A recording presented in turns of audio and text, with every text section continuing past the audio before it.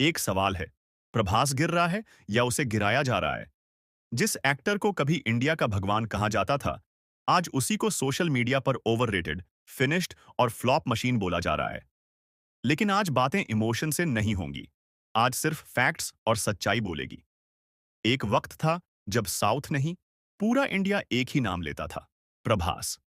बाहुबली सिर्फ एक फिल्म नहीं थी, वो एक फिनोमिना थी जिसने इंडियन सिनेमा का स्केल ही बदल दिया।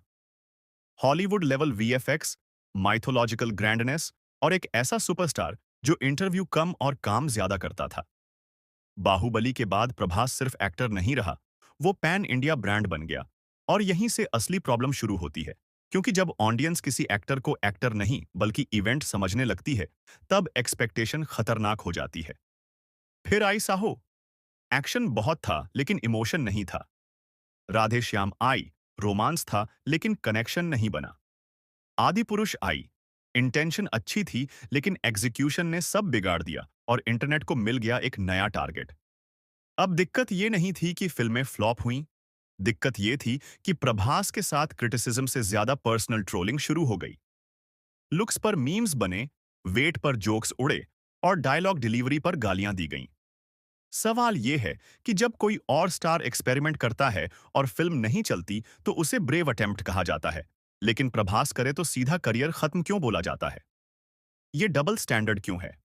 सबसे अलग बात यह है कि प्रभास कभी इंटरव्यू में रोते नहीं हैं, कभी सिंपैथी नहीं मांगते, कभी सफाई नहीं देते। वो चुपचाप काम करते हैं। सलार जैसी रॉ मास फिल्म करते हैं, कल्कि जैसी फ्यूचरिस्टिक रिस्की फिल्म चुनते हैं और स्पिरिट जैसी इंटेंस फिल्म साइन करते हैं। ये डाउनफॉल नहीं है, ये ट्रांजिशन है। हर सुपरस्टार का एक रफ फेज आता है। शाहरुख का आया, सलमान का आया, आमिर और ऋतिक का भी आया। फर्क बस इतना है कि प्रभास का रफ फेज पैन इंडिया कैमरे के सामने चल रहा है। अब बात करते हैं द राजा साहब की। ओपनिंग डे ने साबित कर दिया कि प्रभास की स्टार पावर आज भी जिंदा है। लेकिन असली गेम तीसरे दिन से शुरू होता है। तेलुगु बेल्ट में भारी ड्रॉप, हिंदी में सिर्फ 15% ऑक्यूपेंसी और संडे को भी कोई बड़ा जंप नहीं। ऊपर से मेकर्स ने खुद प्रेस कॉन्फ्रेंस करके बोल दिया कि हम नए सीन जोड़ रहे हैं। इसका मतलब साफ था कि जो फिल्म रिलीज हुई थी वो कंप्लीट नहीं थी। और आज की ऑडियंस इतनी समझदार है कि सिर्फ नए सीन के नाम पर थिएटर वापस नहीं जाती। लेकिन इसका मतलब ये नहीं कि प्रभास खत्म हो गया है। जो लोग ये मान चुके हैं, उनके लिए आने वाली फिल्में अलार्म की तरह हैं। स्पिरिट में कोई सॉफ्ट रोमांस नहीं होगा, सिर्फ रॉ, वायलेंट और डार्क प्रभास देखने को मिलेगा। सलार पार्ट 2 में पॉलिटिक्स, ब्लडशेड, धोखा और प्रभास का फुल बीस्ट मोड होगा।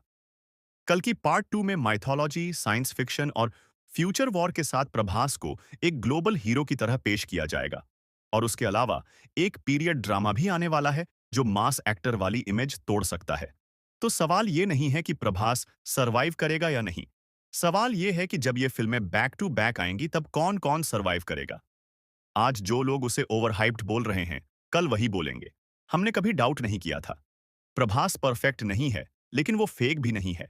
वो रिस्क लेता है, एक्सपेरिमेंट करता है और सिनेमा को सिर्फ बॉक्स ऑफिस के हिसाब से नहीं बल्कि लेवल के हिसाब से आगे ले जाने की कोशिश करता है। शायद इसी वजह से उसे समझना थोड़ा मुश्किल है। अब आप बताओ, प्रभास को लेकर जो हेट चल रही है, वो जायज है या अननेसेसरी? राधे राधे।